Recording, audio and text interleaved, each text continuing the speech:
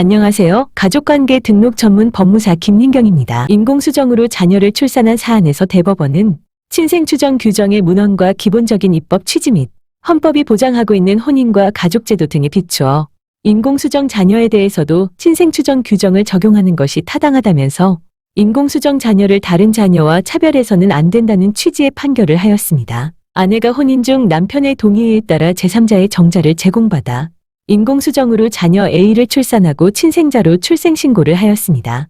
그런데 부부가 이혼을 하게 되자 남편은 A가 자신의 친생자가 아니라면서 가족관계등록부에서 말소시키고 싶었습니다. 남편은 A와 친자관계를 부정할 수 있을까요? 우리 민법에서는 부부가 혼인 중에 임신한 자는 남편의 친생자로 추정됩니다.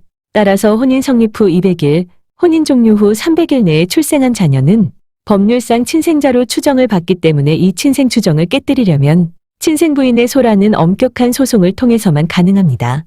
그런데 친생부인의 소는 소를 제기할 수 있는 사람과 소를 제기할 수 있는 기간이 정해져 있습니다. 부부 중에 일방이 다른 일방 또는 자를 상대로 하여 그 사유가 있음을 안 날부터 2년 내에 소를 제기하여야 하고 이 기간이 지나면 친생부인의 소를 제기할 수 없습니다. 그러나 예외적으로 부부가 동거하지 않는 등 친생자로 볼 수 없는 외관상 명백한 사정이 있는 경우에는 그 친생추정이 배제됩니다.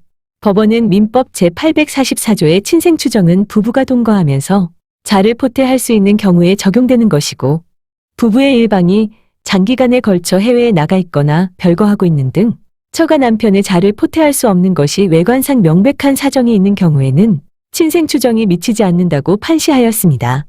그러면 혼인 중에 인공수정으로 포태한 경우에도 자를 포태할 수 없음이 외관상 명백한 경우라고 볼 수 있을까요? 그렇다고 본다면 친생부인을 하기 위해서 2년의 제척기간을 적용받지 않고 그렇지 않다고 하면 여전히 친생추정 규정이 적용되어 2년의 제척기간이 적용됩니다. 그러면 법원은 이 사안을 어떻게 판단했을까요?